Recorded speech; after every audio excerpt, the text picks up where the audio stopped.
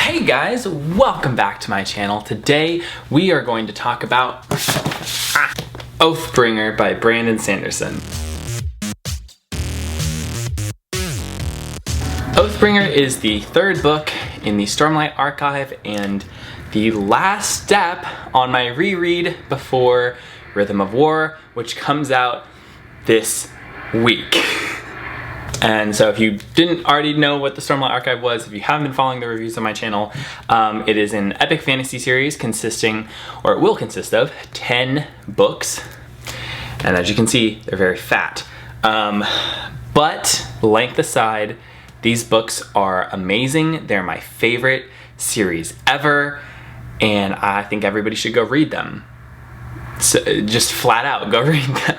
Now, what I loved so much about Oathbringer is that it really changes the entire series, because there are going to be 2 5-book arcs. So this is about the middle of the first arc, and this book felt like the end of an arc.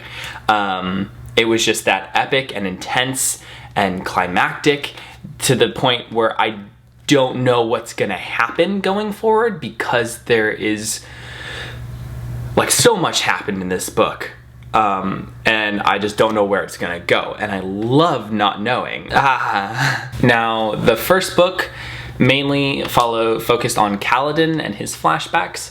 Book 2 was about Shallan's flashbacks, and you know, even though we do have the main characters, there is one character that the book really focuses on, and in Oathbringer, that is Dalinar. Dalinar has always been one of my favorite characters in the Stormlight Archive, even from when he was first introduced in Book 1. I think he had one of the most compelling storylines, and then again in Book 2, he's just consistently this great character.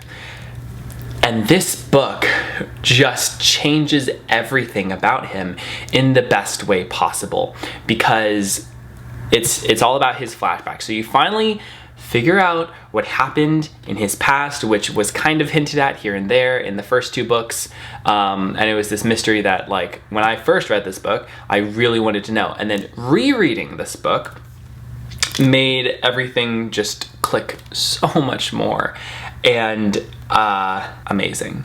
The character development in this book is off the charts. Like, for those people who are worried that after Book 1, Kaladin wouldn't be as relevant, after Book 2, would Shallan's arc still be good? The answer is yes.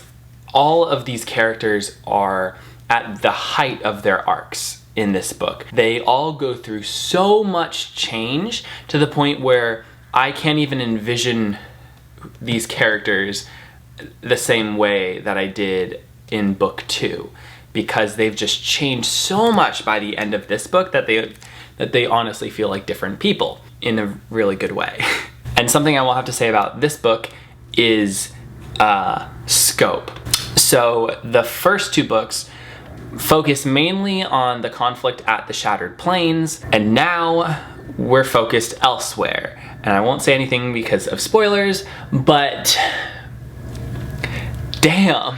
We get to really visit cities that have only been mentioned before.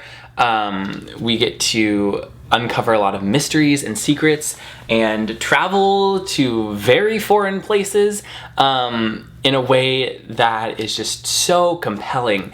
And I always want to know more about the world of Roshar. It's a world that feels just like home to me. Like, going back into these books felt like I was coming home. And these characters and these moments and these events, and especially this book. For some reason, on my first read, this book was more kind of like a 3.5, 4 stars for me, just because I thought it was really slow in the middle. And rereading, like, you know, in all the Stormlight books, I can kind of feel that slowness a little bit, but because I knew where it was building and I knew the groundwork that was being laid, this book easily 5 stars, because it's just masterful what was accomplished in this book. The characters do not feel the same. Like, all of the characters do not feel the same at the end of the book, this book, as it did at the beginning. And I know any good book does that, but like usually it's only like minor changes. But all these characters go through so much change and growth and conflict and the things that they face. It's just, and I know I'm being super vague because I really don't want to talk about spoilers, because if I was talking about spoilers, I would be here for hours. I can't recommend this book and this series enough, and I cannot wait to read Rhythm of War. I'm going to be doing a reading vlog of it, and I already read Dawn Shard for my reading vlog, and we will talk about Dawn Shard. But yeah, Oathbringer, I think, is absolutely phenomenal. It is one of the best works of fantasy fiction to have been published in the last 10-20 years. And I think that, like, with every new book, Brandon Sanderson proves how much, like, he's gonna leave such a lasting legacy within the fantasy community. And it's just wonderful to see that, because I can't wait for years down the line when we finally get like an animated adaptation or something to increase the reader base, because it's going to become like more popular in popular culture. And I just know that there's going to be a Stormlight Renaissance. When, I don't know, but I'm here on the hype train. I'm throwing people on board. And yeah. Sorry, these were my super rambly thoughts on Oathbringer, and because it is the third book in the series, I don't want to try to give too much away for those who have not read the series up to this point, but it's definitely worth it. And if you have read the series up to this point and you haven't read Oathbringer yet, what are you doing? Just bite the bullet, read Oathbringer, get ready for the war. Our hearts are all going to be torn, broken, smashed to pieces on the floor, and I cannot wait for it. So thank you so much, guys, for watching this review.